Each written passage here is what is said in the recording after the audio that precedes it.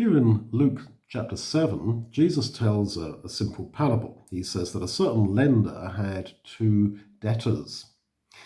The one owed 500 pennies or denarii and the other owed 50. And when they had nothing with which to pay, he forgave them both. Which of them, he asks, therefore, will love him most? Well, we will love Jesus more if we realize how greatly we have sinned and been forgiven. And we won't love him at all if we don't feel the greatness of our debt to him. Jesus taught us to pray that God will forgive us our debts, and what he meant is forgive us our sins.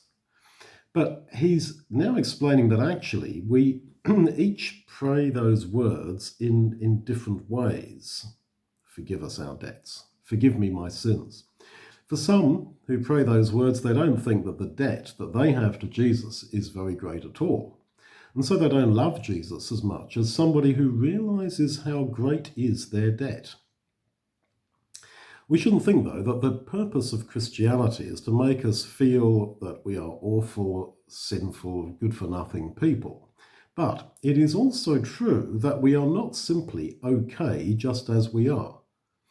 Otherwise, there would have been no need, would there, for Jesus?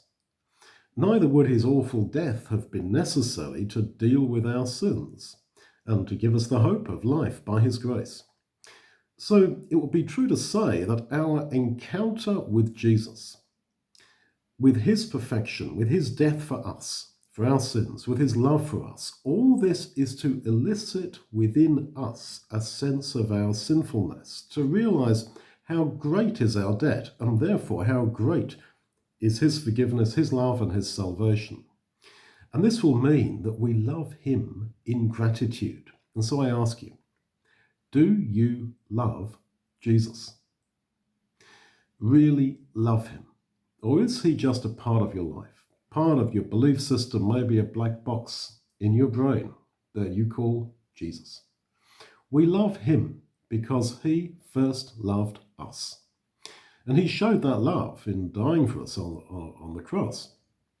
This is what convicts us of our sin, that he did that for us, for me, because he had to do it, because that is what was needed to give us the greatest love that he could, which is everlasting life by grace in his kingdom.